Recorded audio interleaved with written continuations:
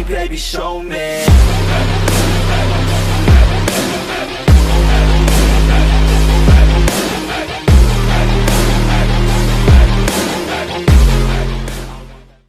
Hello everyone and welcome to my What If series. This is my What If Deku Turned Evil Part 4. In the last episode we saw Deku in Eraser's head test, which he obliterated.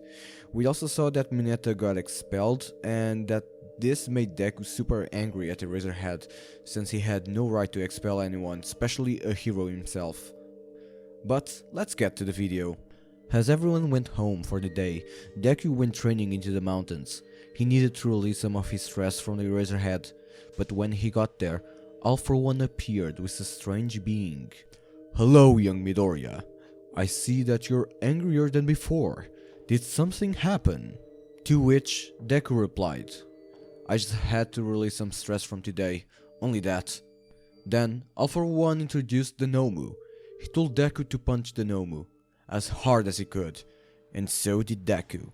When Deku punched the Nomu, he didn't even move. It had done no damage to him. Deku was confused by what had happened and asked All For One what was going on. All For One explained Deku that the Nomu was a secret weapon to take down All Might, and that he had a special job for Deku. All For One asked Deku to let him know when there was going to be any kind of event or special class in UA, and to tell him the time and place so they would be able to invade the UA itself.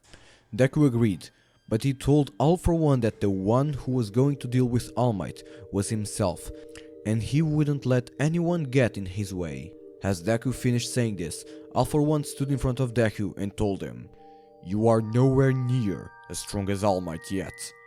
You still have a long way to be able to defeat him, young Midoriya."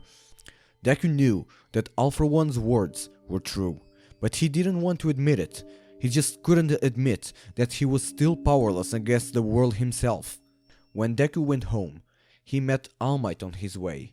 All Might asked Deku how did he get that powerful if he was quirkless.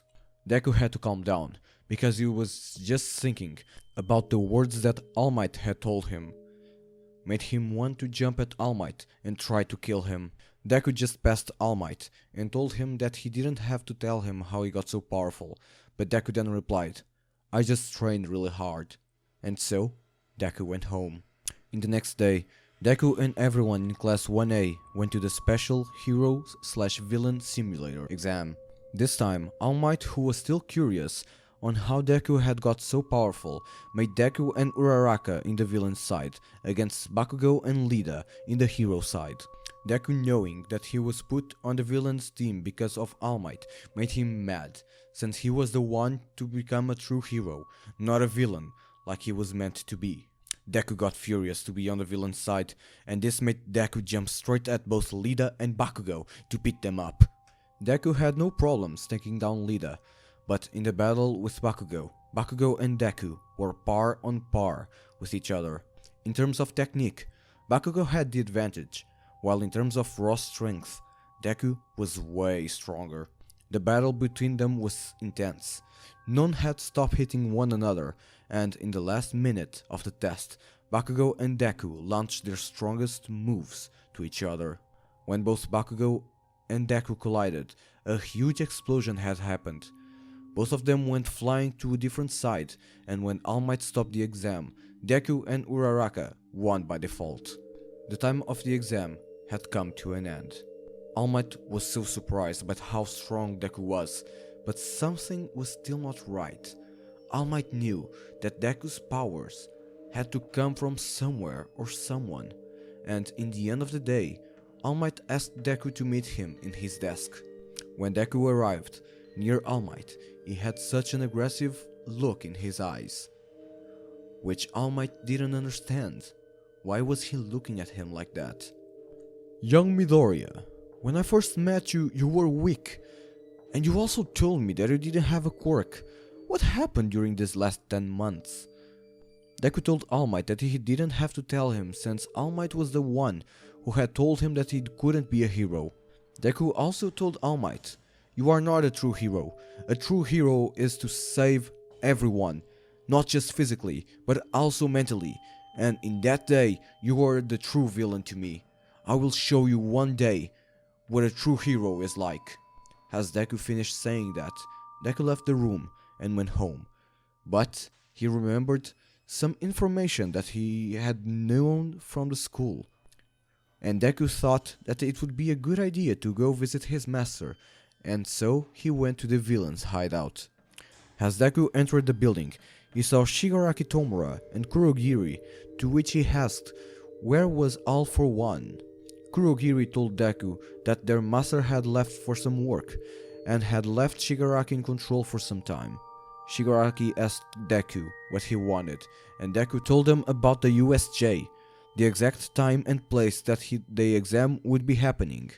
This information made Shigaraki smile like crazy, and he thanked Deku, saying that he would finally be able to take down All Might. Well guys, next episode we shall see the USJ attack, which there shall be lots of surprises for you all to find out about. But I really hope you all enjoyed this video. Don't forget to leave a like, leave a comment about what you thought on this video. For some future what ifs, I'm thinking about doing a new series about, for example, what if Krillin was a Saiyan, or what if Krillin didn't meet Goku. I don't know. You guys can choose for me. But also, don't forget to join me on my Discord, follow me on Instagram, the links for both of this are on the description, and I really hope you guys like this video. If you did, don't forget to hit the bell icon. The bell icon is going to notice you whenever I publish a new video, and you guys can know right away when a new video is up. But my name is Kibo, and goodbye.